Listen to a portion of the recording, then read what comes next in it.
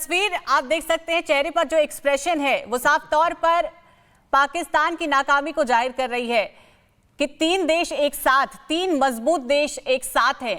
पाकिस्तान को अपनी हार इस वक्त महसूस हो रही होगी, क्या कुछ कहेंगे सर? नहीं, आपने ये सवाल तीसरी बार पूछा है और श्रवण ने कितने बढ़िया तरीके से उसको इग्नोर कर दिया है कि इर्रिलेवेंट है। ये मैन स्टैंडिंग इज इर्रिलेवेंट, इसके बारे में क्या बात करूं? As far as I am concern, मैं वो कड़ी बात कर देता हूं। देखिए, इस समय शाहबाज सिर्फ एक चीज सोच रहे होंगे, काश मैंने अपने तरीके बदल लिए होते, काश मेरे पाकिस्तान का नाम कहीं इन तीनों की लिस्ट में आता, RIC नहीं होता। और जिस तरीके से एक प्राइम मिनिस्टर ऑफ इंडिया को जो ट्रीटमेंट दी जा रही है वो सीधे सीधे दिखाता है उनके चेहरे पर गिल्ट है। वो बहुत ज़्यादा गिल्टी फील कर रहे हैं कि मैं अपने देश को रिप्रेजेंट करने भी आया हूं लेकिन मुझे वो ट्रीटमेंट नहीं दी जा रही। ऊपर से मेरा जो सबसे तगड़ा दोस्त है सो कॉल्ड चाइना, जिसके ऊपर सब कुछ निर्भर है, आज वो भी कह रहा है कि नहीं, टेररिज्म को सपोर्ट नहीं किया जाएगा। वो ये भी कह रहा है अलगाववाद को नहीं देखा जाएगा। वो नहीं कह रहा कि उग्रवाद जो आपका है उसको सपोर्ट किया जाएगा। क्योंकि इन तीनों में अगर एक चीज़ कॉमन है तो वो सिर्फ और सिर्फ पाकिस्तान कॉमन है, कि ये तीनों चीज़ों से पाकिस्तान जुड़ा हुआ है। मुझे लगता है कि इस समय शहबाज शरीफ, भगवान ना करे कभी किसी प्राइम मिनिस्टर को इस सिचुएशन में लाकर खड़ा करे कि उसके सामने से सो कॉल्ड, जिसको वो तंग करने की कोशिश करता रहा है, आज वो उसी के दोस्तों के साथ चल रहा है। पाकिस्तान ने पूरी कोशिश करी है कि चाइना के साथ हो, चाइना के साथ हो। उसने पूरी कोशिश करी है कि रशिया के साथ हो, कि रशिया हमारे को कुछ दे दे, वगैरह वगैरह। बट ज़्यादा बड़ी बात है कि दोनों कंट्रीज, रशिया और चाइना, सीधे सीधे दिख रहे हैं कि प्रायोरिटी क्या है। सीधे दिख रहा है कि दुनिया की स्थिति को ठीक करने वाला कंट्री कौन है, वो सिर्फ और सिर्फ भारत है। ज़्यादा बड़ी बात नहीं कहूँगा, बट ये मैं ज़रूर कहूँगा, इससे बड़ा तमाचा मुझे नहीं लगता कि शहबाज शरीफ को फिर से कभी लगेगा इंटरनेशनल फोरम पे। रोजाना वो हमसे पिट लें वो एक अलग बात है, बट अपने आप में ये उस चाइना की कंट्री में खड़े होकर उन्हें इतनी बुरी तरह से इग्नोर किया जा रहा है, उनको कोई वैल्यू नहीं दी जा रही है, उनके साथ कोई बातचीत नहीं कर रहा है। ओ माय गॉड, इससे ज़्यादा और इंसल्ट क्या है? इससे ज़्यादा और इंसल्ट हो नहीं सकती। लेकिन मैं मानता हूँ, एडमायर करता हूँ कि as far as Pakistan is concern, ये वो बेशर्म कंट्री है जिसको शर्म तो जब आएगी जब उसकी कोई सेल्फ रिस्पेक्ट हो। उस चेहरे पर देखिए, उसको थोड़ा और क्लोजअप कर देखिए कि वो सिर्फ अपनी आंखें दाएं बाएं कर रहे हैं, मुंह इधर उधर नहीं कर रहे हैं। देखें तो किस तरफ देखें, किस मुंह से देखें किसी को? एक टेररिज्म होने का, टेररिस्ट स्टेट होने का, टेररिज्म को स्प्रेड करने वाला कंट्री, इससे ज़्यादा और ज़्यादा कहाँ तमाचा खाएगा? जो कि एक इंटरनेशनल फोरम, वो भी चाइना, जिसको कि वो डींगे मारता है कि सब कुछ उसके पास है। मैं चाइना को कोई बहुत बड़ा फ़ैन नहीं हूँ, बट अपने आप में मैं आपको बता रहा हूँ कि एज कंट्री इंडिया ने जो स्टैंड लिया है, और बड़ी अच्छा लग रहा है आज के इंडिया का लिया हुआ स्टैंड, आज एक चाइना के प्रेसिडेंट डिक्लेयर कर रहे हैं कि यस, अलगाववाद नहीं होना चाहिए, टेररिज्म नहीं होना चाहिए। वो सपोर्ट करें ना करें पाकिस्तान को, उससे मेरा कोई मतलब नहीं, लेकिन कम से कम इंटरनेशनल फोरम में पाकिस्तान की हाजिरी में ये बोलना वो ज़्यादा इंपॉर्टेंट रखता है। भारत के इस डिमांड को पूरा करना, आप देखेंगे कि SCO की डिमांड में पहले से चला हुआ था कि भारत ये पूरी कोशिश करेगा कि ये चीज़ बीच में आए कि terrorism is also part of our growth. अगर ग्रोथ को कोई रोकता है तो टेररिज्म रोकती है, पाकिस्तान रोकता है, मेरे यहाँ नहीं रोकता है, पूरी दुनिया में रोकता है। कोई ऐसी जगह नहीं है दुनिया में, और मैं आज गारंटी के साथ कह सकता हूँ, चाइना रियलाइजेज दैट। चाइना के अपने इंटरेस्ट ज़रूर हैं कि चलिए 2 पैसे का ट्रेड हो रहा है, हथियार दिए जा रहे हैं, अदरवाइज वो अपना हथियार टेस्ट कहाँ करे? सबसे बड़ी बात यह, हालांकि मुझे लगता है कि चाइना इस समय काफ़ी नाराज़ होगा पाकिस्तान से कि भाई आपने मेरी PL मिसाइल को जो है उसको भी तोड़वा दिया, आपने मेरा एयर डिफेंस भी तोड़वा दिया, हर जगह मेरे जो शेयर्स हैं वो कम हो गए। 38% शेयर किसी डिफेंस इंडस्ट्री के कम होना, ये उस कंट्री के लिए बहुत अच्छी बात नहीं है, बहुत भयानक बात है, बहुत खौफनाक बात है। क्योंकि इकॉनमी राइज करती है, चाहे वो रशिया की हो, चाइना की हो, US की हो। Weapon systems are very important in the world, और आज हम देख रहे हैं कि वो वेपन सिस्टम इंडिया मैन्युफैक्चर कर रहा है। और अगर लेटेस्ट स्टेटमेंट आप देखें तो चाइना की तरफ से आई है कि अब हम क्वालिटी वेपन्स के ऊपर ध्यान देंगे। क्यों? क्योंकि इंडिया ने आपको दिखा दिया कि आपके वेपन पूरी दुनिया की स्टैंडिंग में कहाँ खड़े होते हैं। As far as Shehbaz Sharif is concern, मुझे लगता है उसको दोनों तरफ से थप्पड़ पड़ रहे होंगे। वहाँ से US बोल रहा होगा, तूने यार हमारा F-16 गिरवा दिया, तेरे पायलट पता नहीं क्या कर रहे थे, सो रहे थे।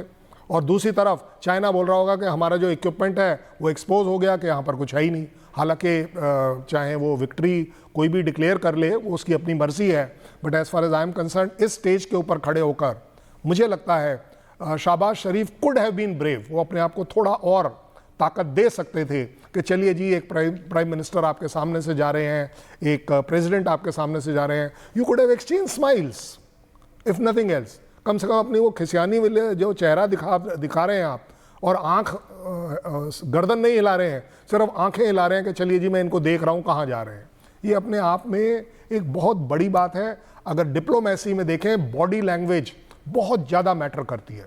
इस बॉडी लैंग्वेज में सीधे सीधे लिखा हुआ है कि आपकी खिल्ली उड़ाई गई है, आपको कोई वैल्यू नहीं दी गई है, आप शर्मिंदा हैं वहां खड़े होने में। आप खड़े ज़रूर हैं, ये वो वाली बात है कि एक बार एक जनरल साहब भी आए थे पाकिस्तान से, और उनको जब पूछा गया था कि सर आप अकेले क्यों आए हैं, बोले भाई अकेले ही पिटूंगा और क्या करूंगा, कोई साथ थोड़ी ना आएगा मेरे पिटने में। ये ऑन रिकॉर्ड बातें कर रहा हूं मैं, ये कोई काल्पनिक बातें नहीं है, उस जनरल ने कहा था जब इंडिया वो आया था। सो ओवरऑल अगर आप देखें इस तरह के जो इवेंट्स होते हैं उसमें आपकी पॉजिटिव एनर्जी कैसे आती है? वो पॉजिटिव एनर्जी आती है जब आपकी स्टैंडिंग पॉजिटिव हो। इस समय पाकिस्तान की स्टैंडिंग जो है इतनी नेगेटिव है कि मतलब मैं सच बताऊं, वो ऐसे खड़े हैं जैसे किसी मातम में आए हुए हैं। मुझे आज याद आ गया वो ऑपरेशन सिंदूर के बाद वो जो एक जगह पर जनाजा उठ रहा था, ये बिल्कुल कुछ वैसा सा सीन देख आप, ये वाले और वो सीन जोड़ के देख लीजिएगा। वहां पर जो चेहरे पर एक्सप्रेशन थे लोगों के, कोर कमांडर्स और आर्मी कमांडर के, और इनमें आपको कोई फर्क नहीं आएगा। अदरवाइज शहबाज शरीफ तो बहुत अपने आप में हंसमुख मिजाज अपने आप को दिखाते हैं, हर चीज़ों में एक्टिव अपने आप को दिखाते हैं। यहाँ क्या हो गया? यहाँ हो गया कि आज दुनिया देख रही है कि अगर चाइना और SCO डिक्लेयर कर रहा है आतंकवाद गलत है, तो वो सिर्फ और सिर्फ इस पूरे ग्रुप में एक आदमी के लिए एप्लीकेबल है, और वो आदमी उसको झेल पा रहा है, उसको देख पा रहा है, ये उसके चेहरे से झलक रहा है। जी बिल्कुल, शहबाज शरीफ की जो तस्वीर है वो हम सब ने देखी, लेकिन इस वक्त अमेरिका में बैठे डोनाल्ड ट्रंप की जो तस्वीर होगी वो शायद हम नहीं देख पा रहे, क्योंकि जब तीनों देश एक साथ खड़े हैं तो ये बहुत ही मजबूती भरी तस्वीर है, और पुतिन ने भी पूरे तरीके से शहबाज शरीफ को अपनी बातों से लताड़ लगाई है। क्या कुछ कहेंगे, अमेरिका में बैठे इस वक्त डोनाल्ड ट्रंप की क्या स्थिति हो रही होगी? ये सवाल मेरे से है। देखिए, as far as McDonald is concern, उसकी कंट्री वाले उसे मैकडोनल्ड बोलते हैं क्योंकि वो एक बाजारू चीज़ है, उसे किसी चीज़ से कोई मतलब नहीं, कहीं कोई एथिक्स इन्वॉल्व नहीं है, ह्यूमैनिटी इन्वॉल्व नहीं है। अदरवाइज आप एक बात देखिए, हालांकि मैं मानता हूँ SCO में टैरिफ से रिलेटेड कोई बात नहीं हो रही होगी, वो बायलैटरल होती है बात, अगर टैरिफ से रिलेटेड कि हमारे ऊपर टैरिफ आया हुआ है, हम ये करेंगे, हम वो करेंगे वगैरह। ज़्यादा बड़ी बात है कि ट्रंप इस समय क्या सोच रहे होंगे। ट्रंप के पास जो नंबर 1 एनिमी था और है और रहेगा वो है चाइना और Russia. Russia as a super power, China as a economic power, और अगर ये दोनों की दोनों पावर एक super power called as India के साथ मिल जाती है, जो कि अपने आप में दुनिया की सबसे बड़ी मार्केट है, सबसे रिसोर्सफुल मार्केट है, सबसे अपकमिंग इकोनॉमी है, सबसे बड़ी एक मैन्युफैक्चरिंग ऑन डिफेंस इंडस्ट्री जो जा रही है, उसको आज कोई और सर इस वक्त मैं आपको रोकना चाहूंगी, इस वक्त हमारे साथ पूर्व राजनायक सुरेश कुमार गोयल जी जुड़ गए हैं। सर, एक तस्वीर इस वक्त छाई हुई है, क्योंकि ये बहुत ही मजबूती भरी तस्वीर है, 3 देश एक साथ, 3 मजबूत देश एक साथ नजर आ रहे हैं। क्या कुछ कहेंगे, क्या कुछ कहना चाहेंगे? देखिए, ये एक बड़ी जाहिर सी बात है कि जो मीटिंग हो रही है इस टाइम पर, पहले तो SCO की मीटिंग बाय इटसेल्फ, और उसके बाद में ये जो रशिया, पुतिन और प्राइम मिनिस्टर मोदी की जो मीटिंग है, इससे पहले चाइना में प्रेसिडेंट शी जिनपिंग और प्राइम मिनिस्टर मोदी की मीटिंग, इतना एक जो सिग्नल गया है USA में प्रेसिडेंट ट्रंप को और उनकी जो सरकार है उसको, कि उनकी जो कार्रवाई करी है। हालांकि हमने जो है एक जब प्रेसिडेंट शी जिनपिंग से ज्वाइंट मीटिंग के बाद में जो ज्वाइंट स्टेटमेंट इशू हुआ, हमने उसमें कहा है कि इसका किसी थर्ड कंट्री से कोई लेना देना नहीं है।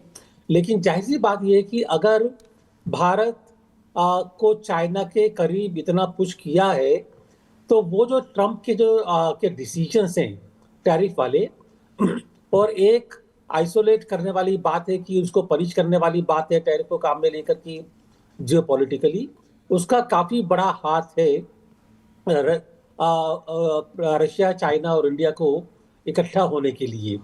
दूसरी चीज मैं ये कहूंगा कि अगर इंडिया, चाइना और रशिया, पहली बात तो इसमें ये जरा सावधानी की जरूरत है, क्योंकि चाइना, रशिया के अलावा ना तो चाइना ने और ना भारत ने अभी तक कोई ऐसा इंडिकेशन नहीं दिया है कि वो RIC बनाने में के लिए राजी है या नहीं।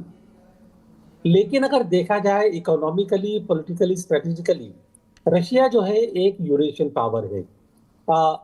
चाइना एक एशियन पावर है। चाइना अमेरिका को मिलिटरीली डिस्प्लेस करने के लिए कंटेस्ट कर रहा है। अभी एक सवेरे खबर आई थी कि चाइना की navy building capacity, ship building capacity USA से 200% ज्यादा है, दुगनी कैपेसिटी है उसकी। और इस दुगनी कैपेसिटी से मेरे को कोई हैरानी नहीं होगी अगर चाइना जल्दी ही एक नेवल सुपर पावर बन जाए। तो चाइना एक, India rising economic power Asia में 4th होने जा रहा है, जल्दी ही 3rd होगा।